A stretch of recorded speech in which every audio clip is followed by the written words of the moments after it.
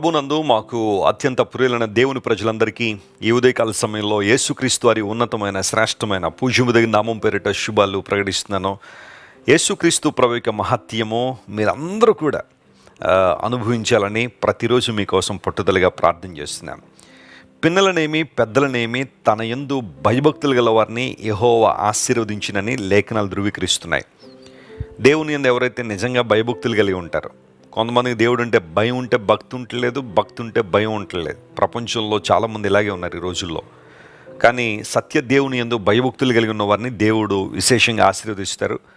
ఎందుకంటే మనం అనేక మందికి ఆశీర్వాదకరంగా ఉండాలని, ఆయన ఆశీర్వాదాలు పొందుకుని మన ఇష్టానుసారం జీవిస్తామని కాదు, ఆశీర్వాదాలు పొందుకున్న మనం అనేక మంది దీవెనకరంగా ఉండాలనే దేవుడు మనల్ని ఆశీర్వదిస్తాడు. పరిశుద్ధ గ్రంథమైన బైబిల్లో ఎన్నో వాగ్దానాలు పొందుపరచబడి ఉన్నాయి. ఈ వాగ్దానాలన్నీ కూడా ఒక ఆశీర్వాద మార్గములోనికి మనల్ని నడిపిస్తున్నాయి. కాబట్టి వాగ్దానాలు ధ్యానం చేయడం చాలా మంచి విషయం. ఈరోజు వాగ్దానం కోసం మీరందరూ ఆసక్తిగా కనిపెడుతున్నారు కదా. పరిశుద్ధ గ్రంథం తెరిచి ఆదికాండము 16వ అధ్యాయము 13వ వచనాన్ని ఈరోజు వాగ్దాన సందేశంగా ధ్యానం చేద్దాం. Genesis chapter 16 and verse 13. అది చూచుచున్న దేవుడవు నీవే అను పేరుతో తనతో మాటలాడిన యెహోవాకు పెట్టెను. ఏలయనగా నన్ను చూచిన వానిని నేనిక్కడ చూచితను కదా అని అనుకునేను. గమనించండి, ఇక్కడ హాగరు అనబడే ఒక ఐగుప్తీయురాలు దేవునికో పేరు పెట్టింది, చూచుచున్న దేవుడు నీవేనే, ఎల్ రోయి అనే మాట మనం చూస్తాం. ఇప్పుడు ప్రశ్న ఏంటంటే, హాగరు పెట్టిందని దేవుడు చూడడం మొదలుపెట్టాడా, లేదా దేవుడు చూసేవాడు కాబట్టి ఆమె గుర్తించిందా అనేది ప్రశ్న. ఎస్, ఆమె గుర్తించింది. అక్కడ దేవుడు ఎప్పుడూ చూచువాడే, ఆమె పేరు పెట్టిందనే కాదు కదా, ఆయన ఎప్పుడూ చూచువాడు. ఆయన యొక్క లక్షణం అది. గాడ్స్ యాట్రిబ్యూట్స్ కొన్ని ఉన్నాయి, క్యారెక్టరిస్టిక్స్ కొన్ని ఉన్నాయి బైబిల్లో. ఆయన యొక్క లక్షణాలు, గుణ లక్షణాలు. దేవుణ్ణి ఆరాధించేటప్పుడు, ఒక దేవుని మనం ప్రశంసించేటప్పుడు, ఆయన స్తుతించేటప్పుడు ఆయన ఎటువంటి వాడు, ఆయన ఎలాంటి ఉన్నతమైన అనుభవాల చేత నింపబడినవాడు అని పరిశీలన చేయడం చాలా మంచి విషయం. బైబిల్ గ్రంథం దగ్గరికి వస్తే దేవునికి ఉన్న కొన్ని అద్భుతమైన లక్షణాలు బైబిల్లో వర్ణించబడ్డాయి, వివరించబడ్డాయి. అందులో ఒకటి, దేవుడు చూచే దేవుడు. ఆయన చూచే దేవుడు, అందరినీ చూస్తున్న దేవుడు. ఆయన కన్నులకు మరుగైంది ఏదీ లేదు. కంటిని నిర్మించిన వాడు కనకుండునా, చెవిని నిర్మించిన వాడు వినకుండునా అనే మాట కీర్తన గ్రంథంలో మనం చూస్తాం. మానవునికి చూడ్డానికి కన్నిచ్చిన వాడే దేవుడు. కళ్ళు లేని వ్యక్తుల్ని లేదా కళ్ళు లేని ప్రపంచాన్ని ఒకసారి మీరు ఊహించండి. ప్రపంచంలో 800 కోట్ల మంది, ఎవరికి కళ్ళు లేవనుకోండి, ఎలా ఉండుండదు ప్రపంచం? దేవుడు కళ్ళు ఇచ్చాడు కాబట్టి ఒకరినొకరు చూడగలుగుతున్నాము. ఈ ప్రపంచం ఇలా కొనసాగుతుంది. మానవునికి కళ్ళు ఇచ్చిన దేవుడు చూడకుండా ఉంటాడా? ఆయన చూస్తున్న దేవుడు. ఆయన హాగరు దేవుని పేరు పెట్టింది, నన్ను చూచుచున్న దేవుడు అని. చూచుచున్న దేవుడు నీవే, ఎల్ రోయి. అబ్రహాము ఐగుప్తు వెళ్ళి హాగరును తీసుకొచ్చాడు. షారమ్మకు దాసిగా ఉంది. అయితే షారాకు పిల్లలు లేకపోవడం చూసి ఆ షారా తన దాసి అయిన హాగరును అబ్రహాంకి ఇచ్చింది. హాగరు గర్భవతి అయింది. ఎప్పుడైతే హాగరు గర్భవతి అయిందో తన యజమానురాలు తన దృష్టిలో నీచురాలు అయిపోయింది. తనకున్న ఆశీర్వాదం మరొకరికి లేనప్పుడు వాళ్ళని చూసి కించపరచడం, నీచపరచడం అనేది సర్వసాధారణంగా ప్రపంచంలో మనం చూస్తూనే ఉన్నాం. ఆ కారణాన్ని బట్టి హాగరు బయటకు వెళ్ళగొట్టబడింది.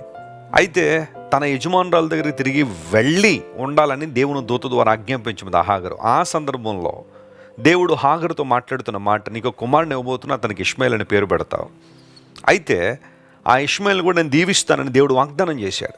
ఈ సందర్భాన్ని అంతా జాగ్రత్తగా పరిశీలన చేస్తే హాగరు వీటన్నిటిని పరిశీలన చేసి దేవునికి పేరు పెట్టి నన్ను చూశాడు, ఆయన నన్ను చూస్తున్న దేవుడు నన్ను విడిచిపెట్టలేదని చెప్పి దేవుని గణపరిచింది.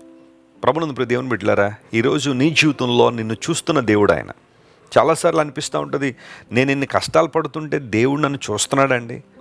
అందరూ నన్ను ఎంతగా నిందించి అవమానించి, ఒక మాటలో చెప్పాలంటే నన్ను కృంగదీస్తూ ఉంటే నేను దేవుని కనబడుతున్నానా? దేవుని లేఖనాలు చదువుతుంటే నేను దేవుని బిడ్డనని, క్రీస్తు ప్రభు రక్తం ద్వారా కడగబడ్డానని, కొనబడ్డానని చెబుతున్నప్పుడు నాకెందుకు ఈ కష్టాలు, నాకెందుకు ఈ అవమానం? దేవుడు నన్ను చూస్తున్నాడా లేదా అన్న అనుమానం కొన్ని సందర్భాల్లో కొంతమందిలోకి రావచ్చు. అలాంటి సిచ్యువేషన్ను జ్ఞాపకం చేసుకోవాల్సిన వాగ్దానం ఇదే. ఆయన చూస్తున్న దేవుడు. ఆయన యెహోవా కన్నులు ప్రతి స్థలం మీద ఉండును, మంచివారిని చెడ్డవారిని అవి చూచుచుండును అనే లేఖన సత్యం మనం ఎప్పుడు మర్చిపోకూడదు. ఆయన చూసే దేవుడు. ఆయన ఎందరినో చూశాడు. ఆయన తమ బాధల్లో, తమ కష్టముల్లో, తన ఇబ్బందుల్లో ఇనుప కొలిమిలాంటి ఐగుప్తులో నలిగిపోతున్న ఇశ్రాయేలు ప్రజల బాధను చూశాడు. I have seen the reflection అంటాడు దేవుడు. అందుకనే నీ బాధను మనుషులు ఎవరు చూడలేకపోవచ్చు, నీ కష్టాలను మనుషులు ఎవరు గుర్తించలేకపోవచ్చు, కానీ దేవుడు చూస్తున్నాడు. నీ మనసులో చెలరేగుతున్న సంఘర్షణ ఏదైతే ఉందో దాన్ని చూస్తున్న దేవుడు నీ దేవుడు. నేను గమనించే దేవుడు ఆయన, నిన్ను లేవనెత్తే దేవుడు ఆయన, నన్ను చూచుచున్న దేవుడు నీవే.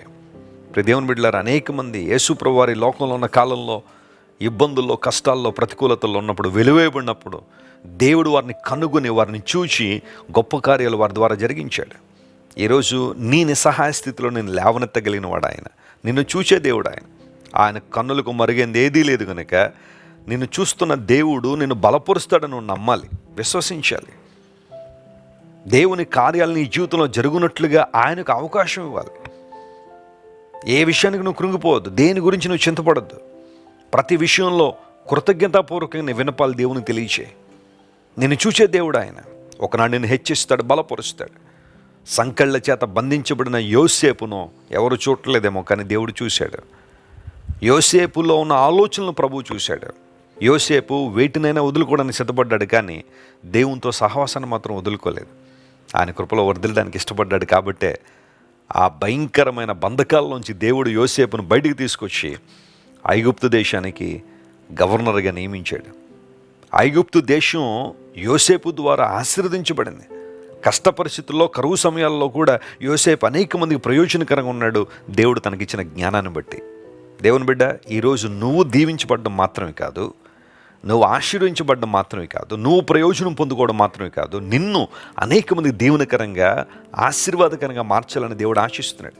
ఏ బంధువులైతే ఈరోజు నేను తిరస్కరిస్తున్నారో, ఒకరోజున అదే బంధువులకు నువ్వు ఆదరణకరంగా ఉండాలని దేవుడు ఆశిస్తున్నాడు. ఏ స్నేహితులైతే నేను ప్రక్కన పెట్టేశారో, నేను తిరస్కరించారో, నేను హేళన చేస్తున్నారో, ప్రభువుని బట్టి ఆ స్నేహితులందరికీ నువ్వు దీవెనకరంగా ఉండబోతున్నావు. నమ్మో ప్రియ దేవుని బిడ్డ, నీ కుటుంబానికి దేవుడు నిన్ను ఆశీర్వాదకరంగా చేయబోతున్నాడు. అలాంటి దీవెన ప్రభు నీకు ఇవ్వాలని కోరుతున్నాను. నిన్ను చూస్తున్న దేవుడు ఆయన, నేను బలపరిచే దేవుడు, నేను హెచ్చించే దేవుడు. ప్రార్థన చేసుకుందాం. ప్రేమగల తండ్రి, గొప్ప దేవానికి వందనాలు. హాగరు నీకు పేరు పెట్టింది చూచుచున్న దేవుడు నీవే అని. అది నీ లక్షణం ప్రభు, నీ స్వభావం. మాలో ప్రతి ఒక్కరిని చూస్తున్న దేవుడు, గమనిస్తున్న దేవుడు, మమ్మల్ని నిలబెట్టి బలపరిచి నీ మహిమ కొరకు వాడుకునే దేవుడు కనుక నీకు వందనాలు. ఈరోజు ఎంతమంది అయితే మా ప్రియులు ప్రభు ఈ వాగ్దాన సందేశాన్ని వింటున్నారో వారందరినీ వేరే ముట్టండి, బలపరచండి. సమృద్ధి అనే జీవాన్ని ప్రతి ఒక్కరికి దయచేయండి. అనారోగ్యంతో ఉన్న వారికి స్వస్థత ఇవ్వండి, ఆదరణ లేని వారికి ఆదరణ ఇవ్వండి, కష్టాలు ఊబిలో ఉన్న వారిని విడుదల చేయండి ప్రభు. ఆశీర్వాదకారకులుగా ప్రతి ఒక్కరిని మీరే మార్చండి. ఘనత మహిమ నీకే చెల్లిస్తూ యేసు నామం పేరిట అడిగి వేడుకొనిచున్నాం తండ్రి. Amen, amen. God bless you dear friends. Have a wonderful day. Christ worship centre ఓ బలమైన సంఘ ఉజ్జీవం. కొన్ని సంవత్సరాల క్రితం కేవలం 2 ప్రారంభించబడిన పరిచర్య నేడు ప్రపంచవ్యాప్తంగా లక్షలాది మందిని ప్రభావితం చేయుచున్నది.